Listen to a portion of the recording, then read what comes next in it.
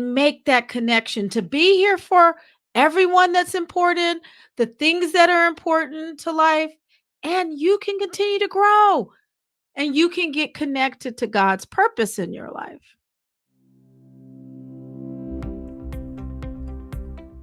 Hi, welcome to episode 1 of Overwhelmed to Resilient. Welcome, welcome. In this episode, I want to pose the question to you. What if you don't put your oxygen on first? It has become a very common saying. I refer to it all the time, the importance of putting your oxygen on first. We know that it goes back to when you're on the plane, right? And the stewardess, flight attendant, tells you make sure in a case of an emergency that you put your oxygen on first before you assist someone else. And we then have taken that to try to impress upon people the importance of taking care of yourself, investing in self care, putting yourself as a priority. And many of us listen to that, right? As Christian women. And we still tend to put everybody else in front of us. A lot of it has to do with our upbringing, our perceptions of what it means to be a Christian, to be a giver, and that it could be selfish to take care of yourself, or we just don't know how, or we don't feel that we're worth it, or we don't feel that we're worthy to take care of ourselves. So I want to kind of flip the script today, not just talking about you should put your oxygen on first, but I want to ask you the question, what if you don't put your oxygen on first? I wanted to give you a chance to let that sink in. What if you don't put your oxygen on first? So let's think about that on a plane. So you're on the plane, the cabin of the plane loses air pressure, oxygen level is going down, and you know that you need to put your oxygen on. But the way you're wired, you're a very giving person and you worry a lot about other people. You're worrying about maybe your husband's traveling or your other significant other or your children or another family member or a friend. Or if you think about it, it could be you're just wired to be a big-hearted person, a heart after Christ. And so you start looking at trying to help other people in the plane, in the cabin of the plane. And I can say that because I know that's the way I'm wired. I think that's one of the reasons that I was led to practice medicine for so many years because I'm just wired that way to care about other people. So back to the plane cabin. So you start taking care of everyone else, making sure their oxygen is on tight, and you're giving. Now imagine as the cabin pressure continues to fall, there's less and less oxygen in the cabin. And now everybody else has their oxygen on because you've helped them put their oxygen on. But you find yourself becoming more woozy and woozy. Can't think straight. Maybe a little irritable. Um, Weak, cloudy, can't concentrate, don't feel good, edgy, no energy. And all at once, you black out. You're just disconnected from what's going on.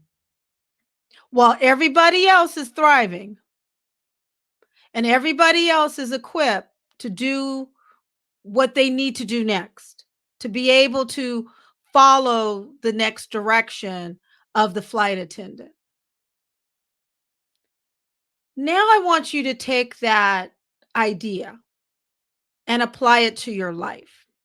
For most of us women, women of faith, Christian women, we are wired to be caretakers, caregivers overall, right? Not everyone's the same, but most of us are. That we're wired to be givers. And if you were potentially raised in a household and there was a lot of that modeled for you, that to give is better than to receive, you may have taken that as to do for yourself is wrong, but to do for others is the only right way to go. Or, as I said earlier, maybe you don't feel that you're worthy or valuable, that you should put yourself first, or is it you feel guilty about putting yourself first? So just imagine in life that you're going along just giving, giving, putting on everybody else's oxygen, putting on your children's oxygen and making sure to be their cheerleader, your significant other or your family or other family members, other friends. You are putting their oxygen on. At work, you're a leader who's trying to keep up and meet all the metrics and keep everybody cheered up and going. Maybe you're the employee that is trying to get that next promotion. So you're giving it all. You're trying to do everything, be everything to everybody in the hopes that you will be promoted. Or maybe you're the employee. You're just trying to do your job. You're just the frontline and staff employee that's just trying to do your job. But you feel like you just have to keep pushing and keep pushing. Maybe you feel stuck. Or maybe you're that parent volunteer, right? Or another volunteer in the community that just is wired to give, give, give, and you just keep overextending yourself because it's just your way of life. You're just wired to put on everybody else's oxygen. But in the meantime, you are losing more, and the cabin pressure in your life of oxygen, the oxygen pressure is going down. And there is going to come a time where you are not going to have enough oxygen to do what you need to do. You're going to become irritable. You're going to snap at people and wonder why. You're going to feel overwhelmed, like you just feel like you're carrying the world on your shoulders. You don't know why. You don't know how to get out of it. Your health is going to take a toll. There's many studies that show how physical illness, the feeling of being ill, um, lack of energy, weakness, chronic fatigue, all of these things are connected to how we are taking care of ourselves, our feeling of wellness. And I feel it has to do with if we're taking time to put our oxygen on first.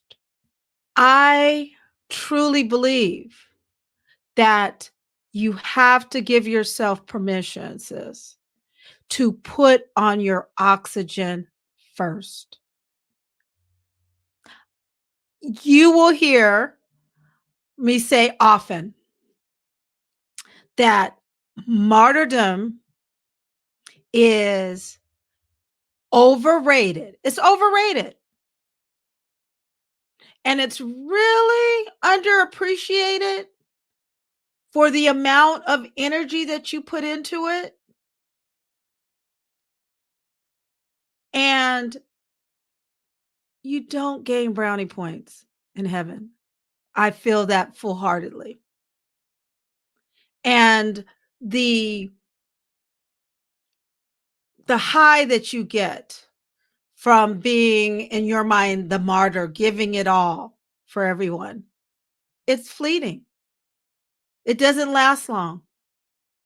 But in the meantime, your spirit, your faith, right? Because you feel like, Lord, what why am I in this situation? Your mind is cloudy, you're irritable, you feel stuck, right? And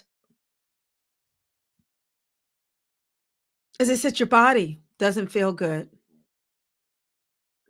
because I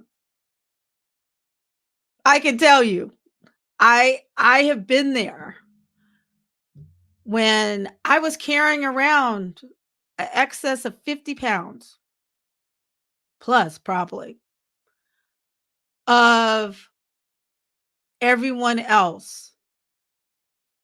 This is expectations and my perceptions of their expectations. So I know how it is to feel like you have to be the martyr. I know how it is to put everyone else's oxygen on first while the cabin pressure of oxygen is falling. So I want to ask you today again, what if you don't put your oxygen on first? What are you sacrificing in terms of how you show up in life by not taking care of yourself, by not investing in your mental, your physical, and your spiritual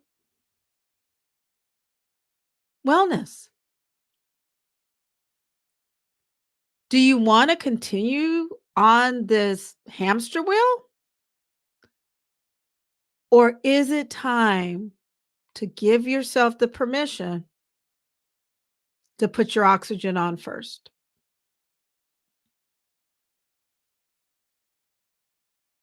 I really encourage you to spend some time with yourself and ask yourself that question. What if I don't put my oxygen on first? And actually, even before that, is look at how you're showing up in life. Are you showing up in life the way you want to?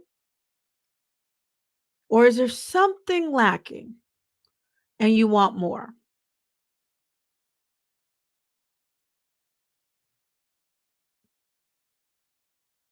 What if you don't put your oxygen on first?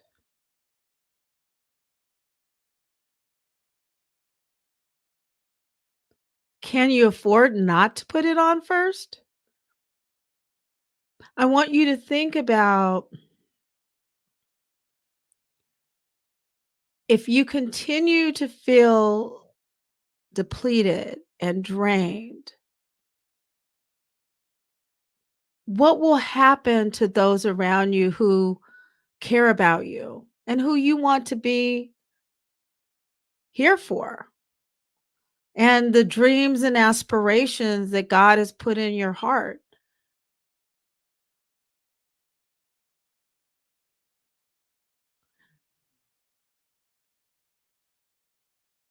Think about that. What if you don't put your oxygen on first?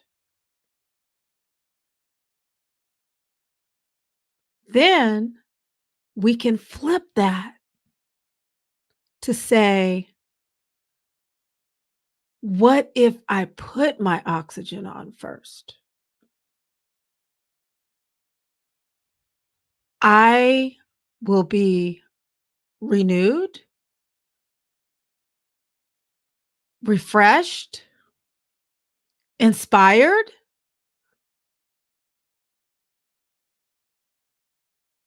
just by investing in you. By you investing in you, you can have a whole new, refresh, inspired approach to life. Now, am I saying that it changes what life is going to throw at you? Sometimes yes, but often no. But it will change how you are able to navigate life. So if we deal with, if you don't put your oxygen on first, you just can't continue to operate the way you're operating. You're going to at some point run out of gas, run out of oxygen. And then you're not going to be any good to yourself, to God, or those who you care about. But if you do put your oxygen on first by investing in yourself, by investing in changing your mindset, changing your approach to your physical wellness, changing your approach to how you cultivate and ignite, refresh your connection with God, your faith. When you do that, then the world, your lens changes, you're refreshed, you're getting that oxygen to your brain and to your tissues so that you can navigate life and you can make that connection to be here for everyone that's important, the things that are important to life, and you can continue to grow and you can get connected to God's purpose in your life. I know it wholeheartedly because I did it myself and I continue to do it. It's not on autopilot. It takes an investment, but it is so worth it. So, what if you don't put your oxygen on first? And then what if you do? I leave you with those two questions. One question that really becomes two questions, two very critical questions. So I look forward in the next episode to start helping you unlock the process, what it takes to put your oxygen on first. So I really am looking forward to meeting with you next week for our next episode of Overwhelmed to Resilient. All right. So I'll see you soon. What if you don't put your oxygen on first, sis? And then flip the script on it and say, but what if I do? Take care. See you next time. Talk to you soon. Bye.